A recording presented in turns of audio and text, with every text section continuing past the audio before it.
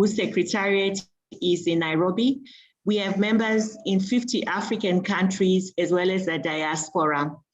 FemNet is a co-chair of NGO CSW.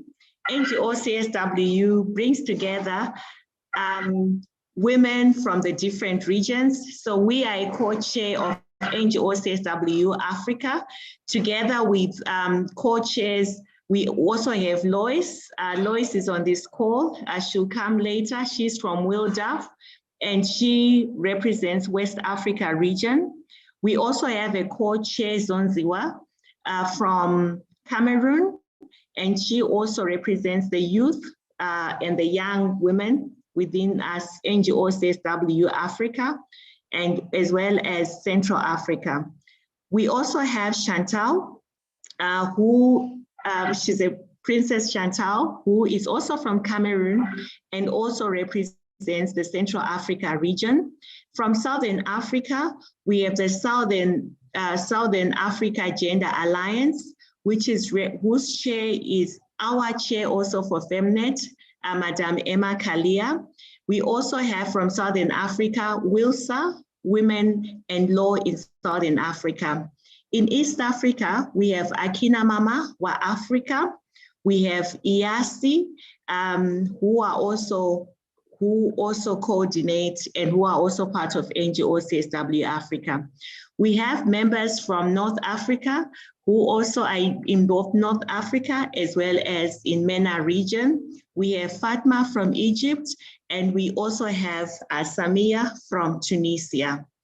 I'm just looking at Rachel. Today we'll co-chair and facilitate this segment of the Africa Women's Caucus, the second one for CSW, together with Rachel Kagoya. So we'll be with you. We'll also be with all the members of the steering committee of NGO CSW Africa, who are also with us. So as we welcome, I just thought we would take a moment of silence just to recognize the passing on of Egypt feminist writer Nawal El-Saadawi.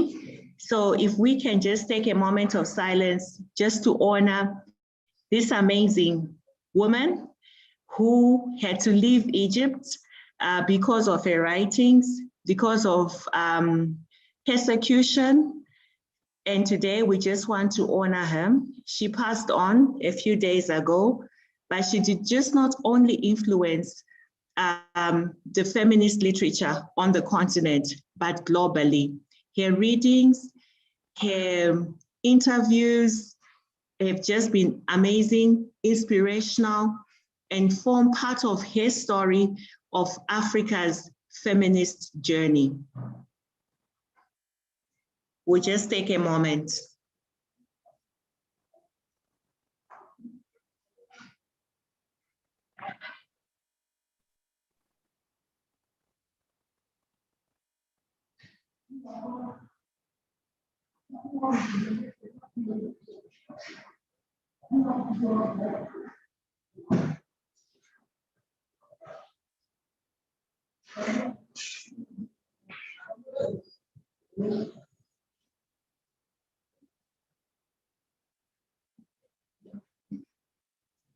Thank you.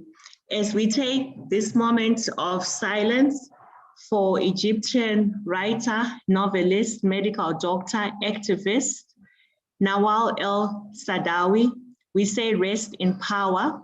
We also want to recognize all the amazing women human rights defenders, all our African sisters, mothers, friends who we know during this time have also succumbed on the continent due to COVID-19.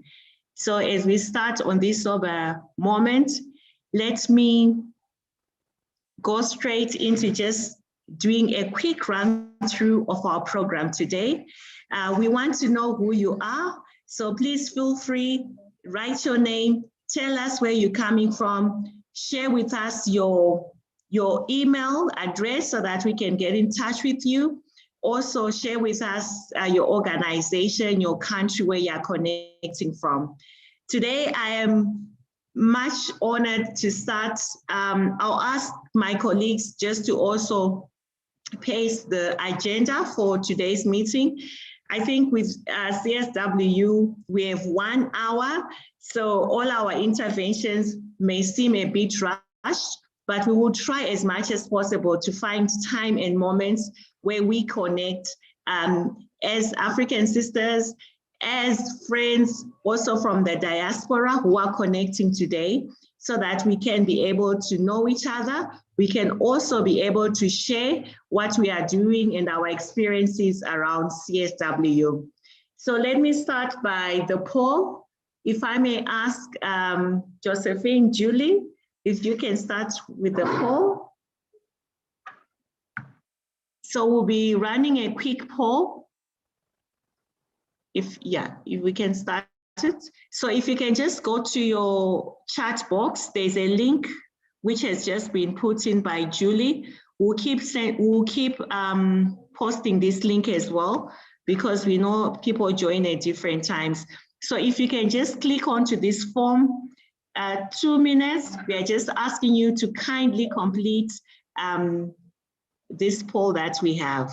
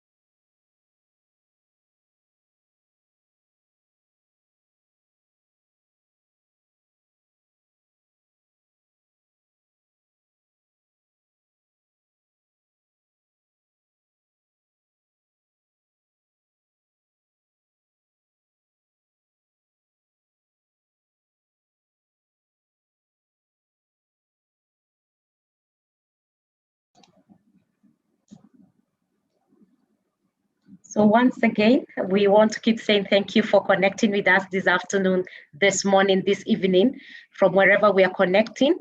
For everyone who is connecting right now, kindly note, there's a link on this chat box.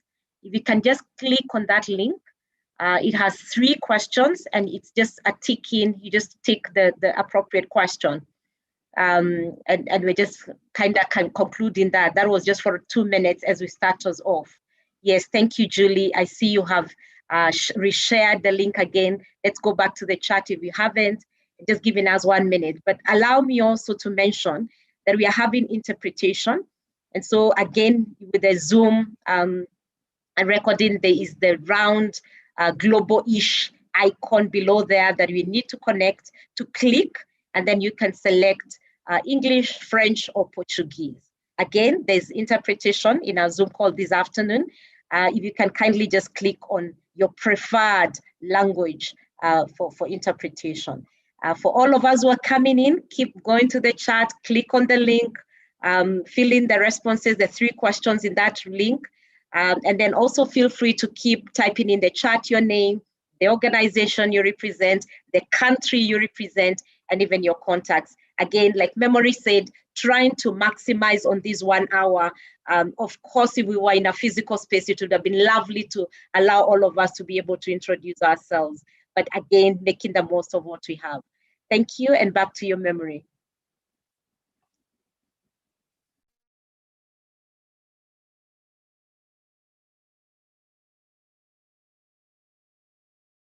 You're muted, Memory.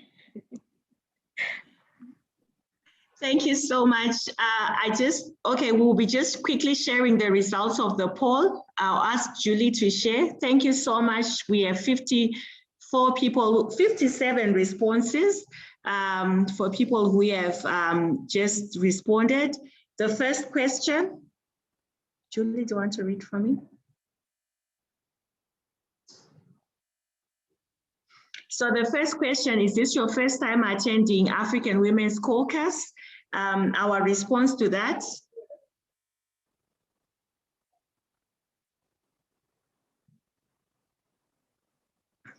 Okay, so we have 37, almost 50-50. The people who are attending African Women's Caucus for the very first time.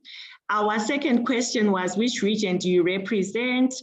And from our graph, it looks like we have the highest representation from East Africa, followed by Southern Africa. And then we have quite a number, 10% from diaspora. Then we have West Africa, Central Africa. We hope our sisters from Central Africa and North Africa can connect. The last question that we just wanted to have an idea in terms of the age bracket. So the majority of the people in this meeting are above 50, and followed by those between 36 years and 50. Yes, that's me there. And then we also have 26, between 26 and 35. We have a few between 19 and 25, and really maybe 2 or 3% who are below 18. So thank you so much for sharing this information, which just helps us to know who is in the room. Without much ado, I also want to recognize, we saw some of the members of NGO CSW Africa who joined much later, but I also see on my screen, and I thought it's important to also recognize Madame Sarah Longwe from Zambia, who is also one of the founders of FemNet, and all the sisters who joined us much later. At this moment, let me ask the chairperson of FemNet to give us the introduction, the welcome remarks. Madam Emma Kalia, feel free to unmute and show us your videos if your bandwidth is okay. You want to see my video? Hi. Greetings, colleagues from Malawi, the warm heart of Africa.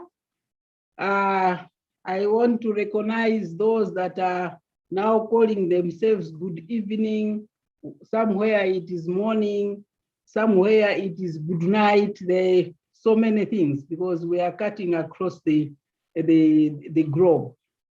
Let me, in a special way, recognize Mama Sarah. I can see her online.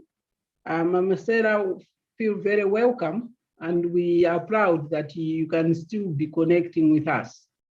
And in a special way, again, let me recognize the co-chairs of the CSW Africa. We are quite happy that though we are meeting somewhere very far from New York, but we are able to connect, all of us, we are together and we can still discuss our issues from different countries. I can see online, we have 106 people joining. That's very commendable, FemNet and your colleagues, the co-chairs of CSW Africa.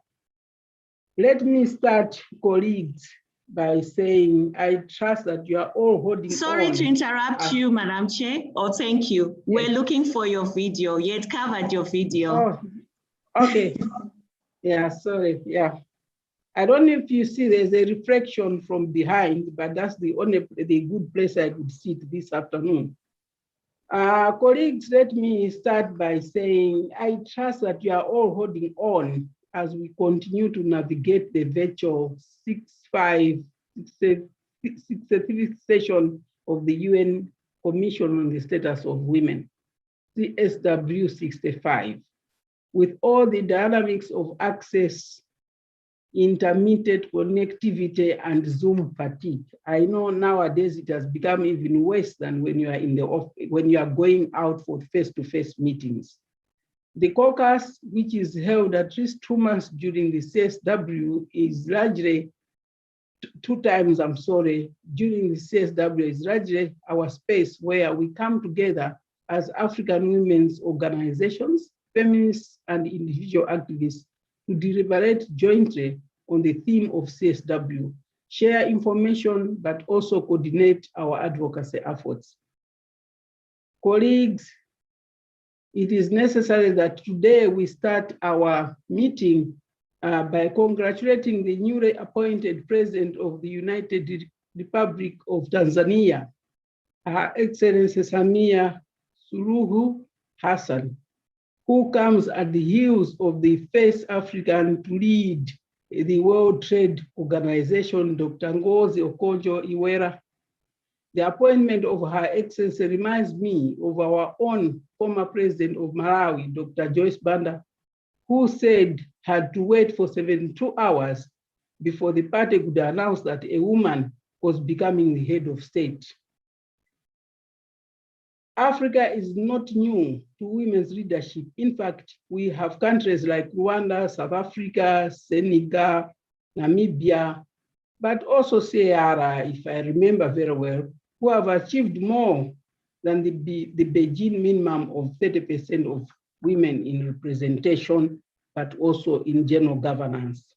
Last week, on the 17th March, the first caucus was an opportunity to reshare and reflect on key messages from the African Caucus CSW65 advocacy position and recommendations, but also to remind ourselves, colleagues, why and how to position ourselves as we monitor and influence the CSW65 negotiations in this virtual space.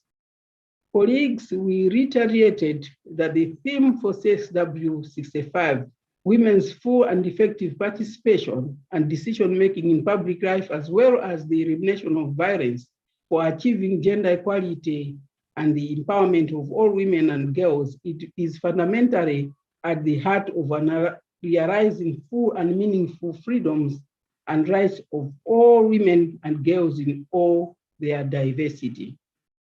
Sadly, though, colleagues, you may recall the review of 25 years of the Beijing Declaration and Platform for Action depicted huge gaps that still persist in realizing the rights of women and girls in all their diversity, deterring them from enjoying their rights as equal citizens.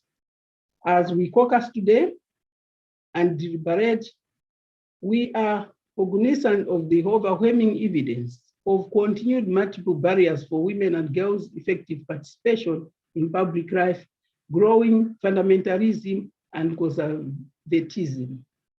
In fact, slow and uneven progress continues to characterize the unequal representation and skewed participation of women in decision-making at all levels. While findings show that countries have made policy efforts to prioritize women's participation in both economic and political leadership roles, they remain extremely underrepresented with systematic and structural barriers hindering authentic and sustainable representation and participation of women. Specifically, colleagues, rising violence against women and girls continues to deny them access to power and agency to claim leadership, and widespread gender inequalities persist in every country. This is especially the case in the face of COVID-19 pandemic that has threatened and eroded the gains made towards achievement of gender equality.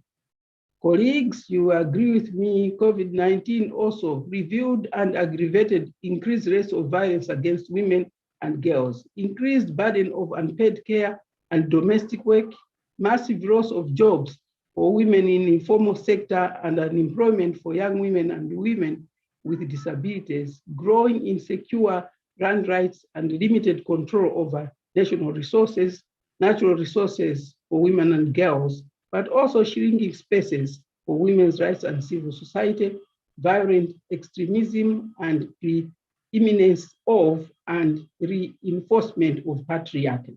The official negotiations at CSW, colleagues, continue to be marked with systemized pushback against existing women's and girls' rights and commitments. How do we even think and talk of generational equality if even the language in the outcome documents and policy commitments is not inclusive, progressive, and in line with agreed and signed commitments? How can the generational equality be real, just, and inclusive if women's rights and civil society organizations are left out of the decision-making seats and information/communication loops? My fellow activists, feminists, and advocates, we must remain vigilant and continue to demand that our governments commit and protect these civic spaces, as well as demand for a just and gender responsive recovery to the pandemic, because what we are seeing today is not what we would have expected to see. Indeed, colleagues, I would only be calling to say Aruta continua, the struggle continues. And therefore, on behalf of the directors of FEMNET and members of the NGO CSW Africa, I thank you and welcome you all to this space. Thank you so much, African women. You are great people. Thank you on behalf of FEMNET. I really thank you for giving me that space to speak to you. Thank you, Memory. You can take over from there. Thank you so much, Mama Emma Kalia, for those really inspiring remarks and reminding us again that we must be demanding for space if we are talking of generation equality when we are not in the room. Thank you so much for those. Let me go straight as we talk about civic space, as we talk about this virtual space, this experience of CSW65 in a new way. Let me call Chantal Umozi. Chantal is a colleague, young woman, feminist, passionate about multilateral systems, about disrupting patriarchy, and really a powerful force.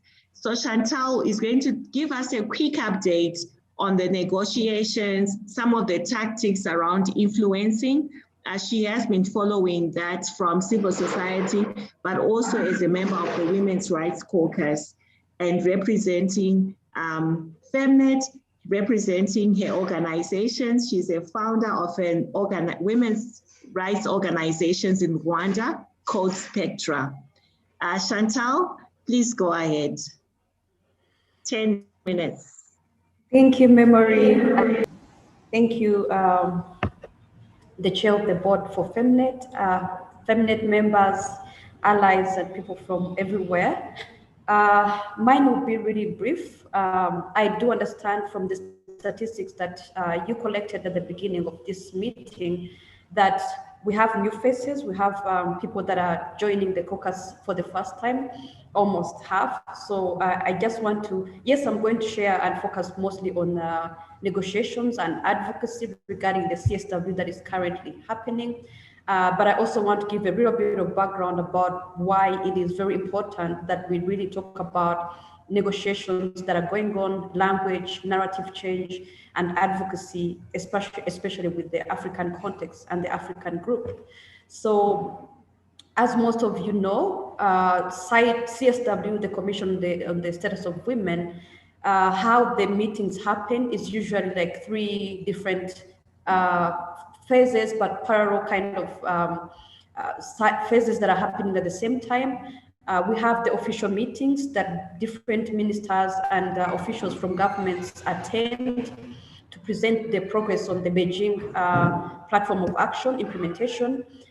We also have the side events and organizing spaces like these ones that we have, where organizations present their progress about what they're doing and over the different themes of Beijing platform of action. But in general, why the Commission convenes is to review progress, but also to adopt what we call the agreed conclusion at the end of it all. The agreed conclusion, for those that have been engaging CSW know that it is a negotiated outcome of every year CSW. It is very crucial to be part of this process of defining the language and all that. Because as you really know, in 1995, when the Beijing platform of action was adopted, very many people here from the African continent, from my own country, Rwanda, really played a great role to have women's issues tabled, to have, for example, a standalone pillar on the girl child. And so it is very crucial that we do not lose the momentum of the language of the issues. Yes, it is important to have the side events to show all the beautiful work that we're doing, but at the core of the CSW meeting is the language, is the issues that we do not want to be lost over time. There are many challenges that are happening. COVID-19, like the chair mentioned, prioritization is really key for most of the governments to decide which issues are more crucial than others. And most of the time we realize that when prioritizing happens, it is women's rights issues, it is social justice issues that get the less attention. So that's why it is really important that when we are attending the CSW, we also participate actively in influencing, talking with our governments. So as most of you know, the African group, the African countries do not negotiate as their own individual countries, but they negotiate as one bloc called the African group, referred to as AG, the African group. So some of us, most of the time, we participate in shaping the priority key issues way before the New York and the UN meetings happen. That is at the African Union level. Usually before we go to CSW, we have African group have already adopted the key messages or the key issues that we go. But in reality, which is also the case for this year, sometimes this document does not really guide all the discussions that happen there. This is a political space. This is a space that changes depending on what other countries are deciding, what they're agreeing and what they're not agreeing. So yes, the African position is great to have, but that's why the influencing cannot stop at the African level, at the AU level, but we have to also be present at the UN level to see how we follow through some of the key issues that we advocate and push for at the regional level. Femnet really worked on a very beautiful position of the civil society, but those beautiful messages need to be reflected and we need to constantly push for them to be in the outcome document. So my experience with the advocacy spaces in negotiations and language influencing is that most of the time we really are missing in those spaces. So specifically with this year, I think things have been changing. At the beginning of the negotiations, the African group was being led by Nigeria, and most of the things that were really being presented and presented in negotiation room were a bit problematic. The position being pushed by the Nigerian negotiator were really sticking on issues around African traditions and values, religion and culture and all these issues, which are really important, but we also have to make sure that these are not also used as tools that can really take away the rights that we have really fought for hardly. Also, what has been noticed so far is that Egypt is really influential, as it has always been in the past. It is even today. Most of the things, most of the language and issues that we really care around comprehensive sexuality education, women's sexual and reproductive health and rights, and other different issues, for example, they are really being highly minimized, and the value of them that they should really have at the center of this document is getting really minimal with time. So I cannot go through the details of everything about word by word, paragraph by paragraph, but it's just know that it is crucial that people that are really working closely with the governments, can be Kenya, can be Uganda, any country, if you're really close with people that are working with your government, this is the time, because this is the last week of CSW, this is the time to get in touch with them and to ask them to really not agree to minimize the importance of women's rights. All rights are really important, and we don't want to have a document where the women's voices from Africa are missing. So yes, Nigeria, Egypt might be the discussion, but it's still crucial that also your government know about what you really care about and what you really want that should be reflected in the outcome document. Because if it stays silent, the whole Beijing Plus 25 and the generation equality discussions is going to be taken in the hands of governments and states, and sometimes this can be really not good. So again, like I said, states will always go with whatever they feel comfortable with or with their priorities. So it is crucial that women's voices stay as vibrant as they were in 1995, to really make sure that we're heard, and we're heard loud and clear. So I call upon you people here that are really interested to know more about what's going on with negotiations, to know if you know how you can play a role in different ways. Please get in touch with me and other people that are really involved, and see how we can convince our governments to do more in this remaining 1 week. I hope I didn't take most of the time, Memory, I'm sorry. Otherwise, thank you so much for this space. Thank you so much, Chantal, for really sharing with us what is happening with the negotiations. I think what I really picked from you is that this is the most important week, because this is the week where the negotiations are being finalized. And I think one of the things that is quite interesting is that some of these negotiations continue even when Africa is asleep. So we know, I think on Saturday, one of our colleagues was in negotiations up until 6 a.m. Nairobi time. So it's important, if you have any connections with your government delegations, if you are on a government delegation, please get in touch with us. You can just send a direct message to Chantal. You can send a direct message to us, or you can put it in the chat. We want to know if you are on a government delegation, because that's the most important thing that we need as African activists for us to influence this document. I'll ask Helen Apila from Femnet, who has just to add a few additions to issues around the negotiations. Helen, if you can come on. Thank you very much, Chantal and Memory and team for that update.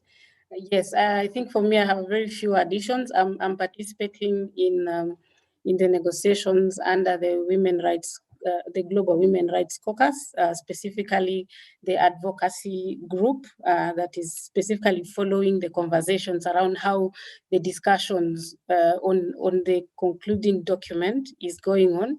Specifically, we are following the discussions on how governments and delegations are discussing the entire document word per word. They are discussing paragraph by paragraph, and they are discussing and arguing around language.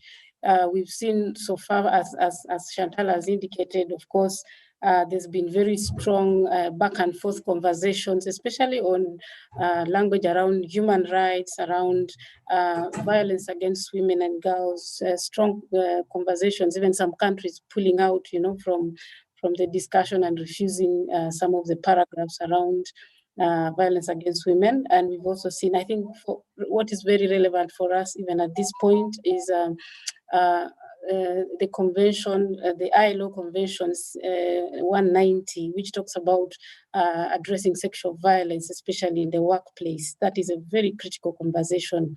And we need to see our countries specifically come out strongly on what are they committing to in terms of taking forward. Last night we had a situation where actually they were calling on us from Africa, colleagues, if we had links, if you knew who was in the room and from the continent and who could speak progressively about this particular section of the commitment. And like Memory said, the question was, what is the position of African countries in relation to the Convention on 190, for example? What are they pushing for? And is it possible for African countries like South Africa, like Kenya, like Malawi, and Ghana, and others that are progressive to push more progressive language around this area? And I think this is where now, if some of us are in the negotiation, or we have delegates that we know, we send them texts and give them information. I think one other thing that we are learning from this whole process is that there is a lot of looking back and making reference to the previous agreed documents. For example, there has also been discussion around how to pull the progressive language from, for example, the Sustainable Development Goals, that like SDG 16, for example, that gives very strong language. So being able to know which other documents had been agreed previously. There was also need to refer, for example, last night to the previous agreed conclusion for CSW 57, for example, 50. Yeah, it had very strong language around women's rights and specifically human rights. So what I'm saying is we also need to be able to get hold of the previous agreed documents and refer to them and be able to share this again, paragraph by paragraph where relevant, with our government delegations. The other bit, I think, emphasizing on the aspect of the time difference, it's really negatively impacting on the continent and the voice, because the discussions actually concluded at 6 a.m. this morning. And by that time, a lot of African countries are sleeping. So who is able to stay on, consistently to sustain the conversation? So what are the alternatives? It means probably we have to have allies with our sisters in the global movement under the Women Rights Caucus who are already in the room, to be able to, for them to be able to get in touch and pass this information to pass this information to their respective governments in Europe and maybe in Asia that are awake and having the conversations. Yes, the ILO, for example, has very huge implications for women workers. And the issue is how many of our countries have already ratified this convention, how many are domesticating it, what is coming out from this process of domestication of the ILO. I think that those are some of the things that the language we need to be pushing for through our governments. There's a lot that can be said. I think learning from this, going forward, let's reestablish contact. I know that today the conversation around the negotiated document resumes at 2 p.m. at the New York time. So from 2 p.m. today, New York time, that discussion starts again. So between now and 2 p.m. New York time, we can get in touch with our delegations and speak to them and give them information, understand what is lacking, what can they say differently. And I think with that, I could say yes, thank you very much. I want to conclude, we can talk forever, but I think that is just a sneak peek into the conversations around the negotiated document and how it's progressing. Back to you, Memory. Thank you so much, Helen. Thank you so much, Chantal.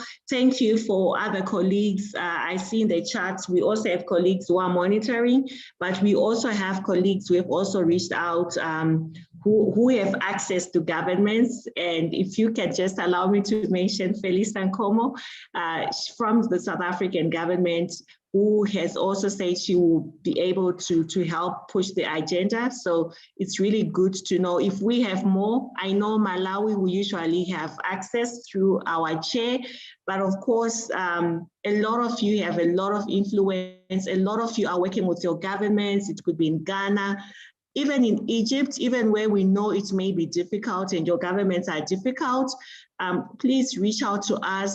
We need to really push, because what is really important is that this year, with the way CSW is structured, we have less people it's such a difficult space to influence, unlike before, where we could at least, maybe some of us could see people in the corridors, would have those debriefings at our embassies, but this year is just, it's really difficult. Even for the governments themselves, they are only being allowed 3 people at a time. So if you can get a link, join those conversations, join the negotiations when they are not using their links. So I know that may be very difficult to get, but as much as you can push. We also have the civil society key messages, which you can also use. We also have the Africa Gender Ministers key messages. So sometimes you see a lot of our ministers digressing sometimes because taking their own position as a country and not the agreed upon position for Africa. So you can still use some of those key messages as well. Let me hand over to Rachel, who is the co-moderator. Rachel, if you can take the next session. But please keep telling us in the chat, just let us know if you can influence, if you have any contact with any of the governments. And just to remind you all that this is the week that the negotiations for the outcome documents will be happening. Yeah, Rachel. yeah. Thank you. Thank you so much, Memory, and thank you, colleagues. I think we just want to quickly move on into having a conversation or a presentation from our Southern African activists and sisters there in terms of women's leadership, a practical case study on how the Southern African civil society are responding to COVID-19. But to give us that presentation, I'd want to introduce to us Professor Lama Makubela. Professor Lama is a long-standing member of the South African Women in Dialogue, also known as SAWID Development Commission. She is an educator, she's an intellectual, capital and knowledge management specialist with such a colossal years of experience, both practical and theoretical experience, various strategic and senior management position. But we want to hear from SAWID how they have been coordinating and organizing the women's movement in the region and in the sub-region, and indeed the continent, and what is the role of women's leadership in responding to COVID-19. I see you, Professor Lulama. If you can kindly unmute and you have the Zoom space for the next 10 minutes, kindly. Thank you very much. Thank you very much. Firstly, to Mama Emma Kalia, to Memory Kachamba, and all the beautiful women of our continent. It is my collective pleasure to be here representing the women from our beautiful country, South Africa, but we are saying we are not a country alone. We are part of the continent, and that is the reason why we are here. So which very briefly stands for the South African Women in Dialogue. We are united in our diversity and acting together for a better future. And having said that, we stand together for women's participation on issues of national, regional, continental, and international importance. And therefore, the study should be viewed within that context. I did share the study with Femnet, and they will be assisting me to quickly just go through the few slides that have been prepared. Can we have the slides, please?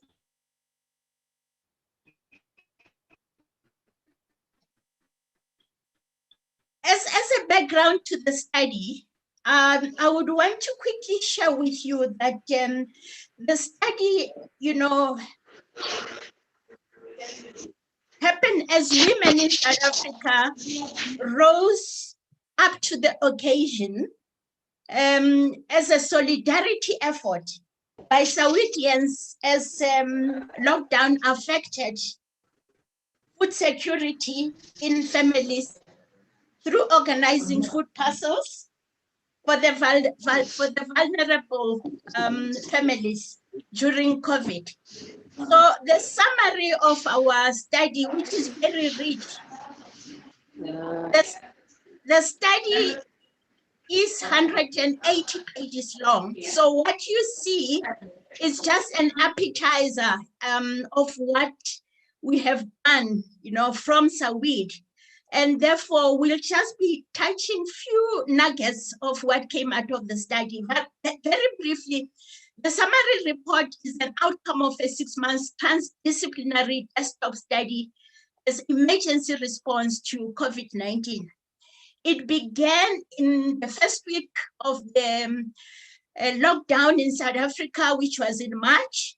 But it was also a very critical voice of our sister, may her soul rest in peace, Dr. Mahlati, who was really concerned about the plight of indigent people, especially women in adversity, many of whom were already struggling in sustaining their families. So she,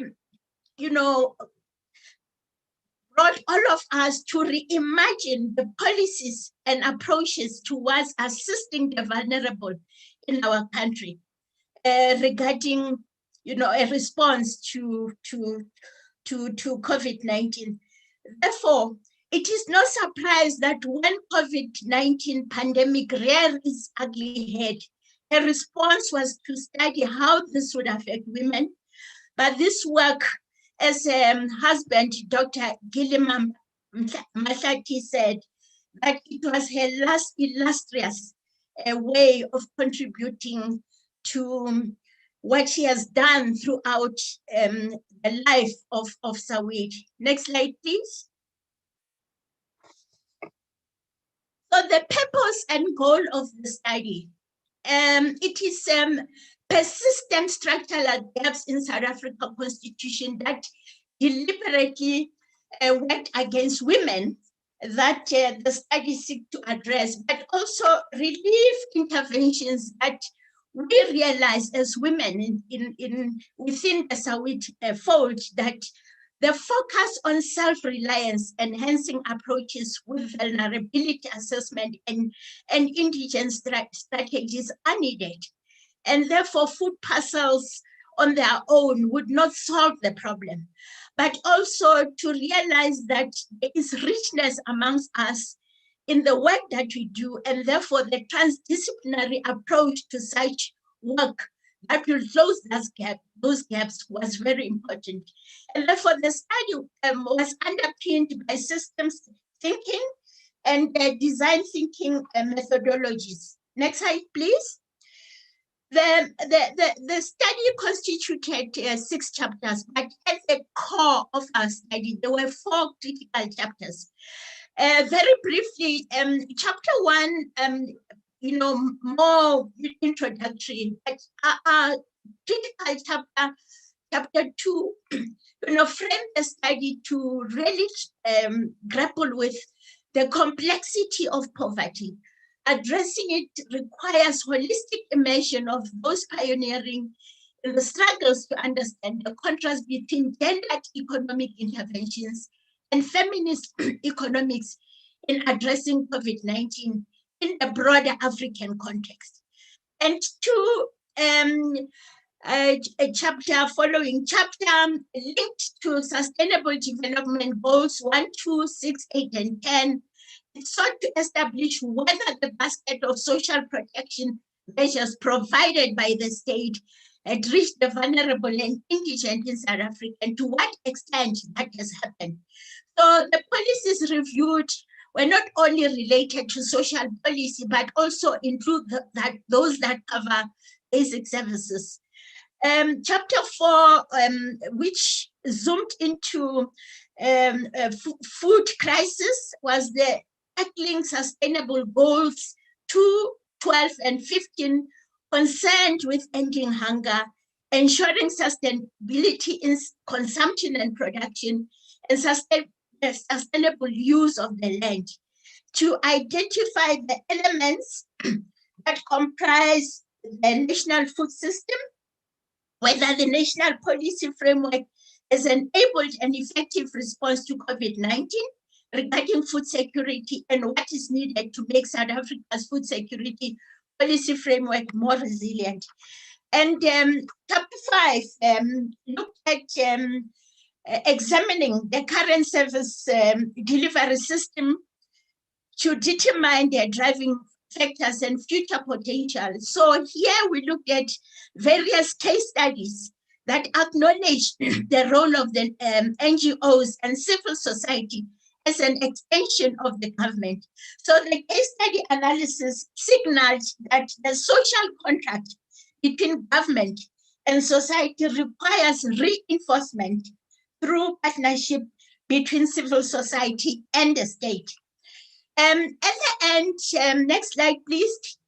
We had 17 recommendations that emerged from the study, but unpacking those recommendations, they came through 3 perspectives, really.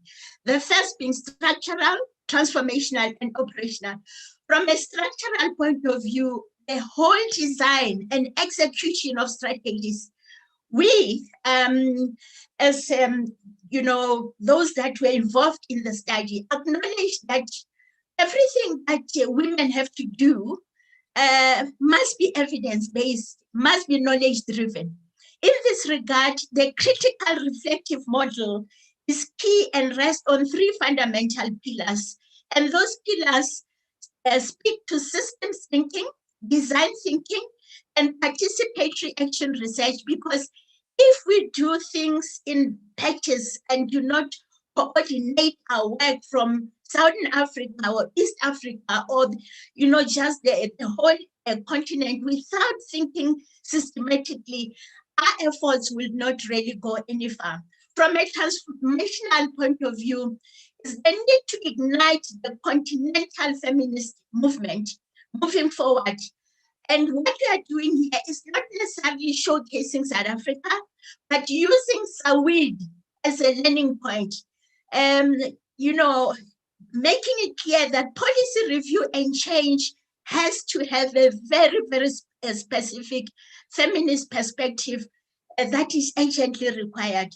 From an operational point of view, we also wanted to share with you an example of a critical intervention that came from the SAWID Zenza-led development approach. This proudly to share with all the women that it is a brainchild of our mother that we all know, Mama Zanele Mbeki.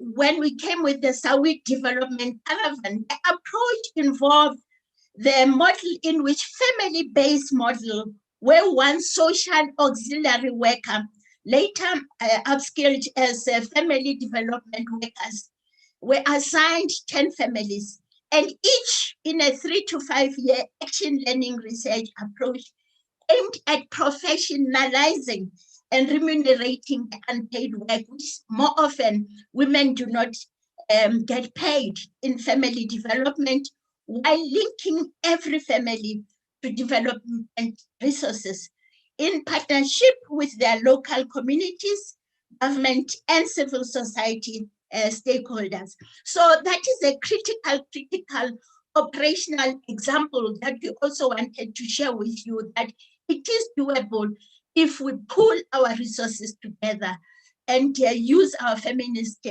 approaches in dealing with some of the critical issues facing us. Next slide, please. We're about to finish now.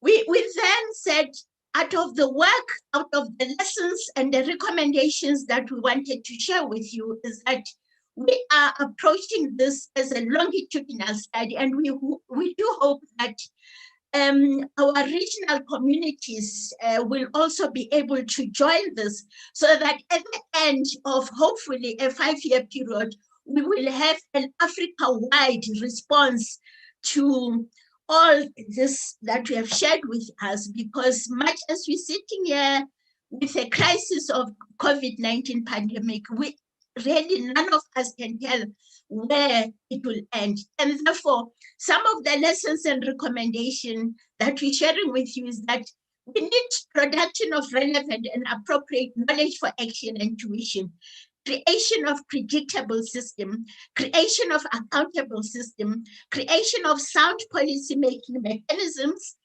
leaving no one behind. As we know, going to the Gender Equality and Generation Equality Forum in Mexico as well, achieving intergenerational equity, empowered basic units of economic and social life as families, secured and predictable lives of children, resilient economic and social systems, create societies and human settlement that live in dignity, and ordinary women empowered to be extraordinary agents of transformation society. So in a whole, as I said, packaging 180 pages, very rich, very pregnant study within 10 minutes, it does not do justice. But we thought we needed to share this with you in this platform so that it can generate the excitement that, yes, much as there are challenges, but there are also opportunities that we can utilize amongst ourselves as a community, as women in Africa. In closing, next slide, please. I just wanted to share with you this cartoon. And if you look at both of them, there's a man on the left, there's a woman on the left. If you zoom very closely, you can see that through a feminist approach, the job gets done. It is moving. It is really moving. And we can, through working together, get there for the future of our children. That leads us to the next slide, please. That if we do not address these issues now, they will look back at us and ask, as they're asking amongst themselves in that picture, what happened to the women before us? What happened to them, our mothers and grandmothers that have not dealt with all the issues facing us, be it climate change, be it all the, the challenges facing women in throughout the country, but also the entire world. So we thank you from Sawit for giving us this opportunity. And I also thank our founding mothers, and particularly dear sister, Mrs. Zanele Mbeki, that has made it very possible for Sawit to be born and for Sawit to still be alive 17 years down the line. And therefore, these are my few and humble words that I wanted to share with you, Rachel, but also share with the entire family of African feminists, that we say we will never be defeated. And in quoting Mama Emma Kalia's word, the call for action that she is saying, we should remain vigilant. And therefore, this is the way in which women from Southern Africa, through Sawit, that we are saying, yes, we're responding to that call. And through this study, we will definitely remain vigilant. I thank you. Thank you so much. I feel like ululating and saying thank you very much to Sawit and really all the activists and feminists and advocates in the Southern African sub-region for really taking the time to document and conduct that useful research. And I think one of the things that I'm hearing you say, Professor, is that we cannot build back better because the back is rotten. The back is wrong. The back was founded on all the wrong systems and structures. So we can only start thinking of building forward post-COVID-19. And we have to make sure that it's a feminist perspective, a feminist analysis that is inclusive, that is more just, that is more about everyone, not just a few. So thank you very much, even for reminding us about women's leadership, critical role of women. And that cartoon there, and when I was watching it, I was like, we don't need to be doing it all. We need to be all of us empowered to be covering it and leading it and being recognized even as we are leading and even as we are doing it. Allow me, my friends and folks, just then to stop here and open up to the plenary and find out if there's anyone who has a burning question, a burning contribution.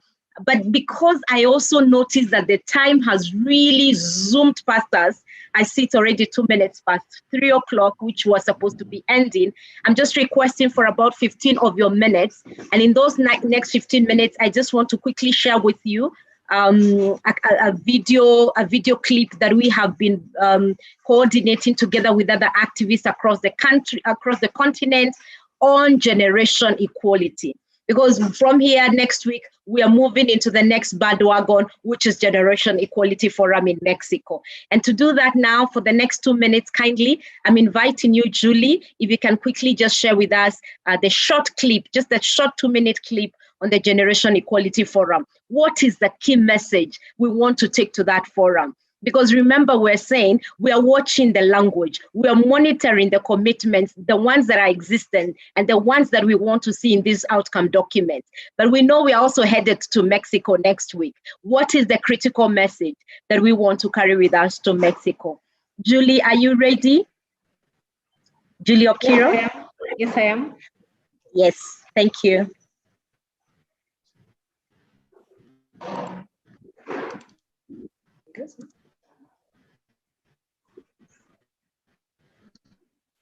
Is there some sound, Julie?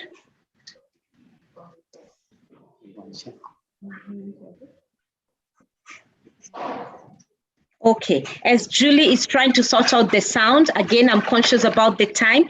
I just wanted probably also to give this opportunity. I know most of us are also having side events during this week of the CSW65, and probably give you an opportunity to paste it on the chat box. Any side event this week. Are you ready, Julie? Yes. Go on.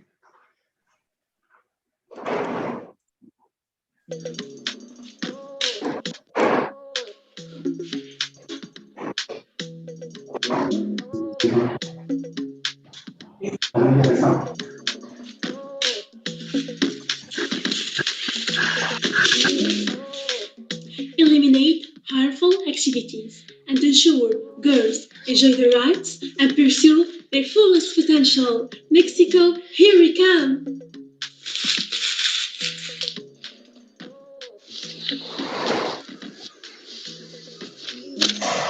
Use a dual approach to alleviate the exclusion of women and girls with disabilities. Mexico, here we come!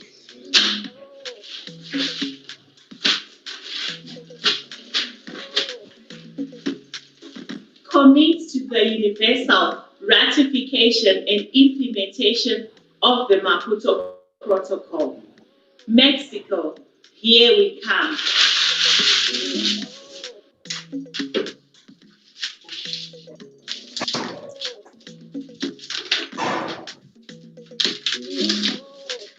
Develop comprehensive legal frameworks on sexual reproductive health and rights to enable women and girls to exercise and enjoy their rights and freedom.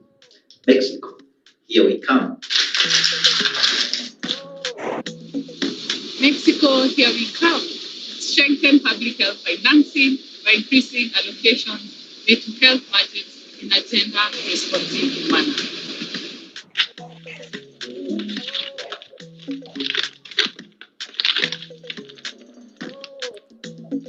Promote and uphold the rights of women and girls with disabilities Rachel, of all we can't hear ages who are anything. I think you living need in to do Africa. something about this. Hashtag Mexico, here we come. Beautiful. Sorry, did I hear like the sound is all very clear? Can I get a signal? Did we hear the sound? Good, yes, great. Thank you, Devon. I think for some it was not possible. So I'm going to request Julie, if you can kindly also share the link so that we can also watch it after. But I think the whole message we are saying is that Mexico, here we come. But even as we're saying Mexico, here we come, we want to carry on some of the key recommendations and position that we put together as African women that was also shared in this chat. If you can click on the chat, you'll find the Africa Women CSW65 position statement and key recommendations, which is what we'll also be sharing even as we're going to Mexico next week. I know with us, we have the Civil Society Advisory Group for the Generation Equality. I want to give you 1 minute each.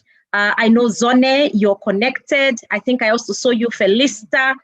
If you can kindly take one minute just to tell us what to look forward. And I see you, Lois, also. So Zone, and then Felista, and also Lois. Kindly 1 minute in terms of next week. What is your key message for next week?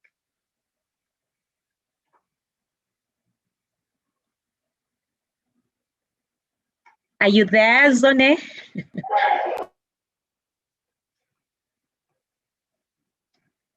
Okay. Lois. I'm also just trying to go to my list of participants.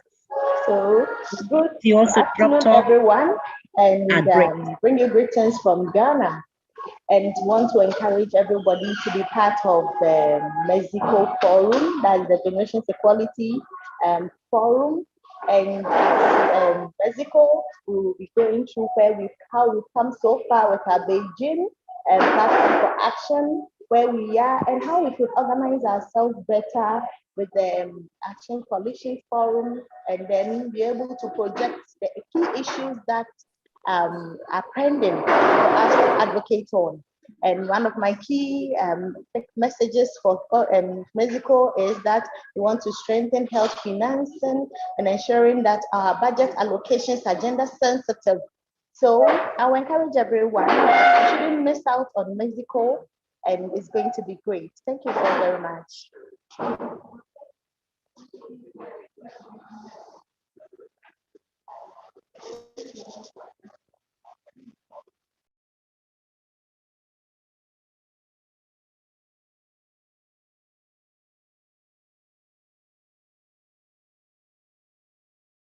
Rachel, you're on mute.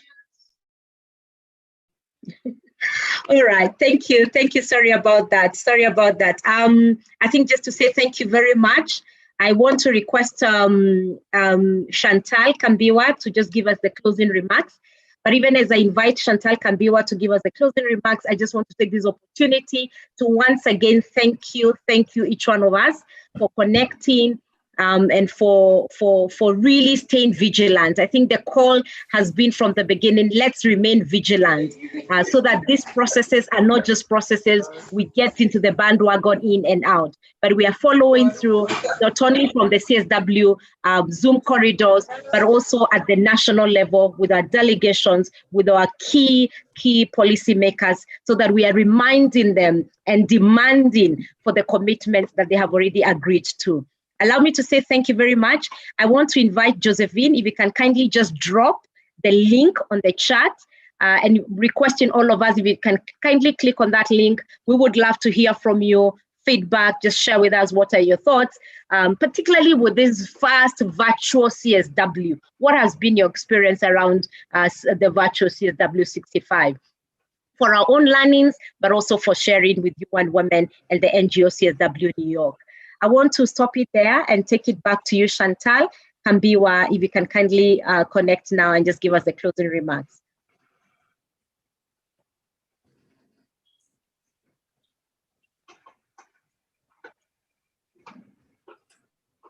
Merci beaucoup. Merci. Une fois de plus, nous venons de réussir un autre pari. On s'est bien rendu compte qu'à cause de la pandémie du Covid-19, nous n'avons pas pu nous voir physiquement, mais cette barrière, on a réussi à transformer en opportunité, puisque nous avons eu plus de nouvelles personnes à nos réunions. Et ça, c'est quelque chose à féliciter. Nous voulons tout simplement vous rappeler qu'il est important que nous continuions dans cette voie. N'oubliez pas de laisser vos contacts email pour qu'on puisse renforcer notre connexion, continuer notre travail et poursuivre à suivre ce qui se passe pour l'épanouissement de la femme sur notre continent, pour le bien-être commun. Et je vous remercie.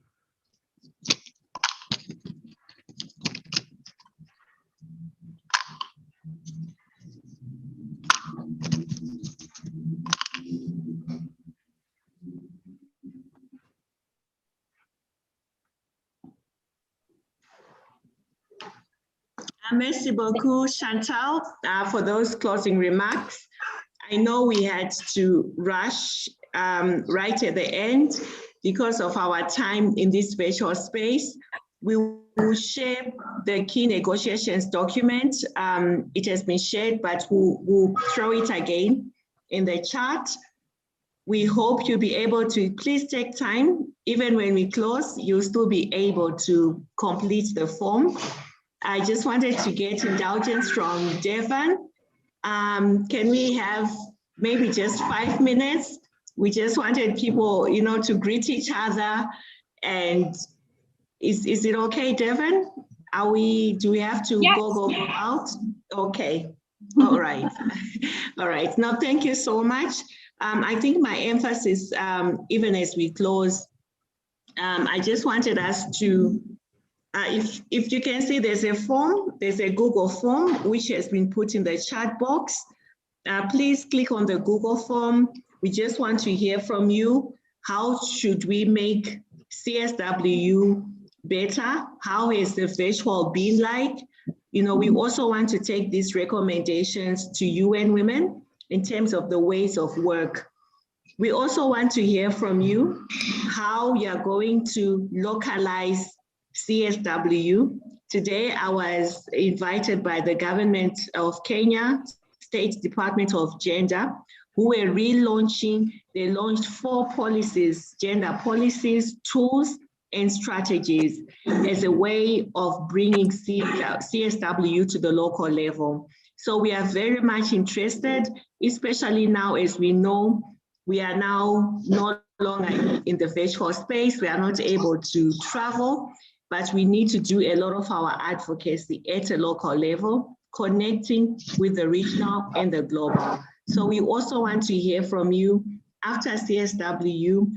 We hope you'll be able to go back to your governments, go back to your ministers of gender, your different respective ministers, and just ask them what their plans are in terms of implementing the outcomes of CSW65. We hope we'll also meet you, Generation Equality Forum. Please register. We'll share again the link for the registration for Generation Equality Forum, which is starting on Monday. We want you to be in that space. The Generation Equality Forum will be presenting the draft blueprints. These are not the final blueprints.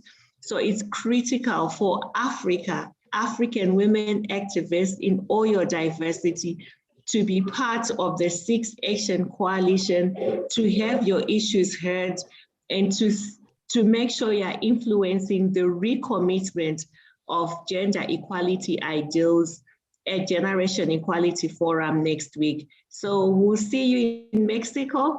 Au revoir. Bye to everyone. Thank you. Can we just have a moment where we can just unmute, greet each other, and continue with the Flame for Beijing?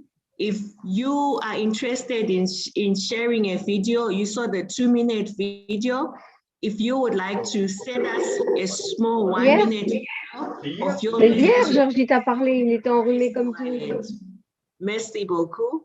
Can you just appelé hier à l'heure du déjeuner? Il toussait, il crachait, il toussait. Mrs. Kalia. Il a dit c'est comme d'habitude. Hello, Memory. Yes, go ahead. Go ahead, Mrs. Kalia. Yeah, I think, thank you, colleagues. I did not want to speak, but I remembered one thing that we overlooked when we are starting the conversation, even in my speech. I should have started by sending our deepest condolences to Tanzania for the loss of the president, while congratulating the new president. But I think it is only fair that we send language across the world, across Africa, that we are very saddened, like anyone else in Tanzania, but also our heads of states and government. They went to Tanzania yesterday, and we need to join them in mourning the passing of our great leader, President John Pombe Joseph Magufuli. We are very saddened, and we feel for our colleagues in Tanzania. We feel for the world because he was a great leader and that he wanted to lead by example, and we are very saddened. So this is the message that I wanted to add that was not in my speech. We concentrated more on the congratulations, but I think it is very fair that we send that message to our colleagues in Tanzania. I thank you for your understanding. Thank you so much, Chair, and we stand with our sisters, our brothers in Tanzania for the great loss of His Excellency President John Pombe Magufuli. And in the same breath, we also welcome and congratulate the new president, heads of state, Madam Salum Hassan of Tanzania as well. Thank you so much. So thank you. I think with that, yes, NGO CSW colleagues, we would want you all to be part of the NGO CSW Africa. We'll continue with the listserv.